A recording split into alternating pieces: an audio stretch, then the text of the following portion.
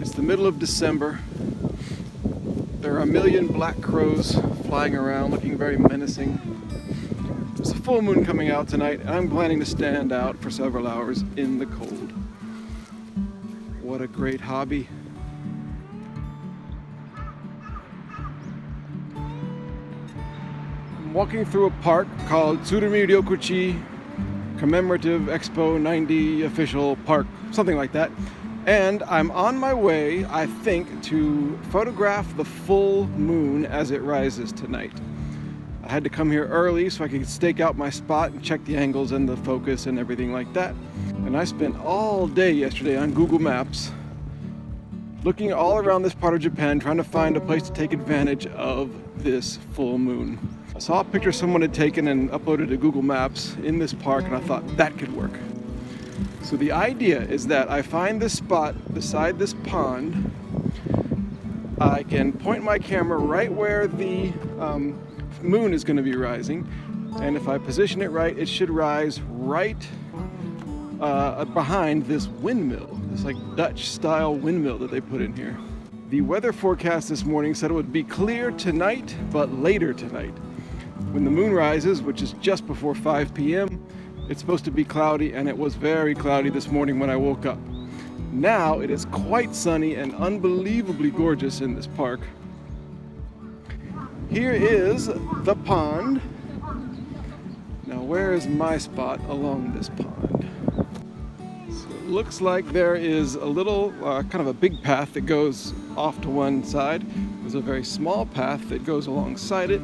And the place I want to set my camera is right beside that. And I hope that that place is not marshy. I hope it's actually accessible, because I have to set my tripod down there. There are still clouds all up in the sky, but to the east, where the moon is rising, it seems to be, well, there are a few clouds now. There weren't earlier, now they are. So, I don't know. I think it'll be okay. I actually hope there are some birds in the shot, and so far I'd say that's pretty likely, at least right now. There are crows. There are ducks. Where's the ducks? There's the ducks. Oh, there's the windmill. The blades are turning. I wasn't sure about that part. The good thing about this is that because I'm shooting right next to a pond and then across the pond and over the trees to the windmill, nobody can get in my way. Tourists and pedestrians and stuff can't get in my way. Only the birds, which is okay. Okay, there is a fence that I didn't realize, didn't count on. Okay, here we are, somewhere right about here.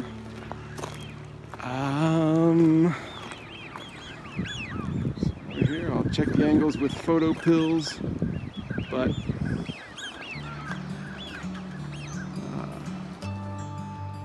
how did I not know about this big stupid light pole?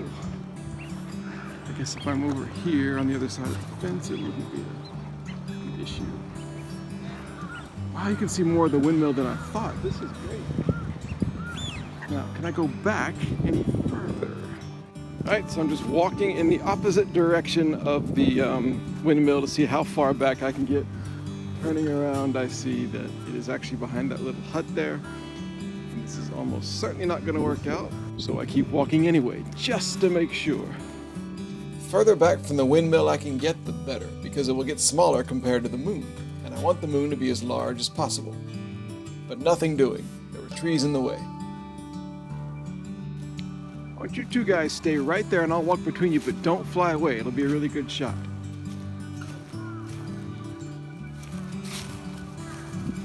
Wow, they actually did it. I was kidding. Thanks, guys. So walking towards the photographic spot, any line that I'm walking in, this path that I'm walking right now, would work for this photograph of the moon being right over the windmill. But as you see, there's a large tree in the way. And I didn't bring my chainsaw. I believe it's going to be exactly where I originally said. And there it is. See that out there. The hut is here, the tree is here. Go right across the path, and I'm here. I ultimately chose this place, right beside the path, a few meters back from the original spot, and I set up to plan the shot. A cheerful old woman stopped for a chat and chastised me for hanging around in the cold. She told me where a heated hut was and gave me some candy before going on her way. My photography setup is simple: a Canon EOS M3, a zoom lens, and a cheap tripod. I wasn't sure what settings I'd need, but I knew that I wanted to zoom in to the maximum, 200 millimeters. I like this part. And then the wait. This one was about an hour.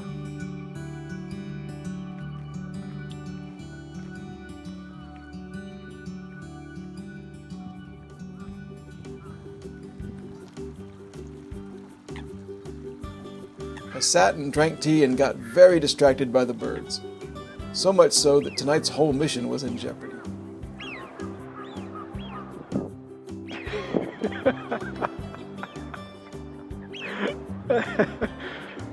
I'm gonna waste my battery on getting video of these guys. What moon?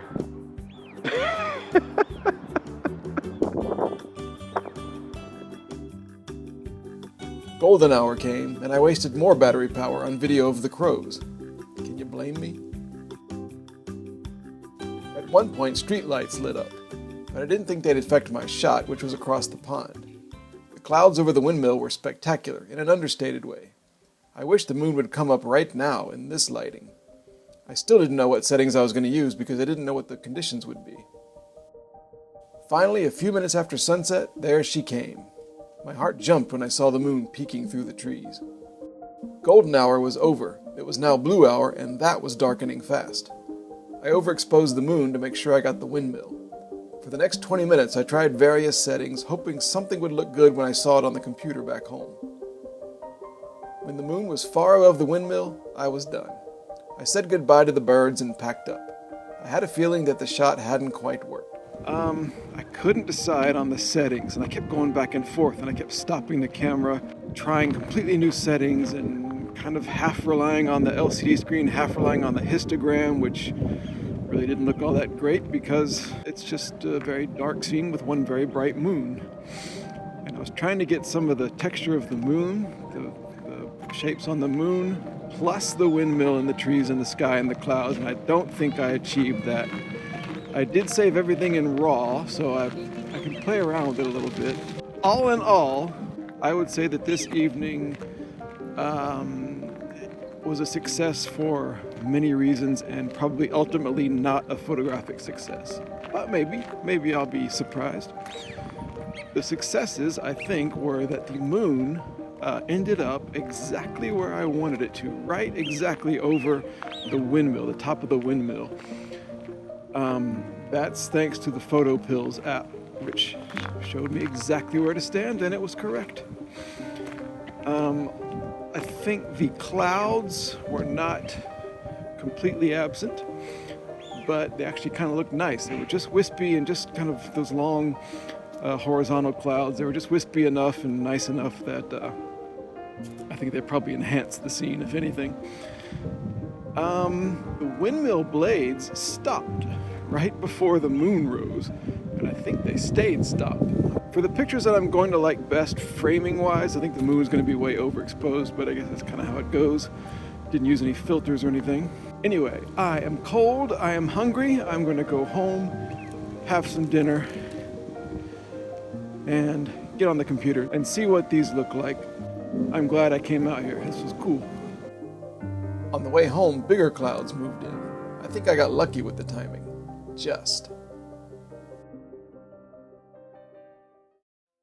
Here are some of the more notable photos from tonight. The colors were nice just after sunset here, though the moon is too bright. I like the clouds on this one, but a smaller aperture would probably have been better. Plus, I hate the smudgy trees in the foreground.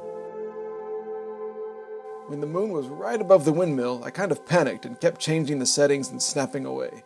Some of the shots at least have atmosphere, if nothing else. Towards the end, I pulled back the zoom to try and capture the actual scene as I saw it. Not bad, actually, but all in all, this was maybe not the best place for this type of photo. I found the trees under the windmill and that house by the pond distracting.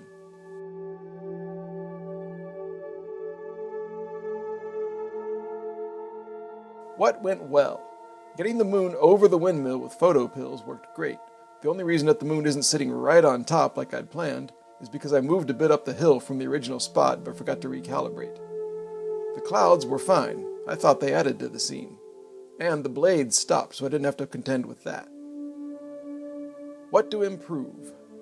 I should scope out the place on an earlier day to make sure everything makes sense and the shot has potential. I couldn't get over the trees under the windmill. I found the red autumn leaves, so glorious in daytime, very irritating in the low light because they came out all blurry and brown. Most of all, I learned that there are only a very few minutes after the moonrise when the light will work with the foreground objects, like, say, a windmill. Unless I want something silhouetted or lit in some other fashion, I need to take that into consideration. No camera can handle a dark post-sunset Earth scene, plus a big blob of bright daylight all on the same frame and have it all perfectly lit and detailed. All in all, though, this was a beautiful day in the park and a fun challenge. Plus, when you learn something, anything is worth doing. Now I've gone from sub-amateur to merely sub-amateur. Can't ask for more than that. Thanks for watching. See more photo and travel stuff on my channel, plus videos about doing all this with type 1 diabetes. See you next time.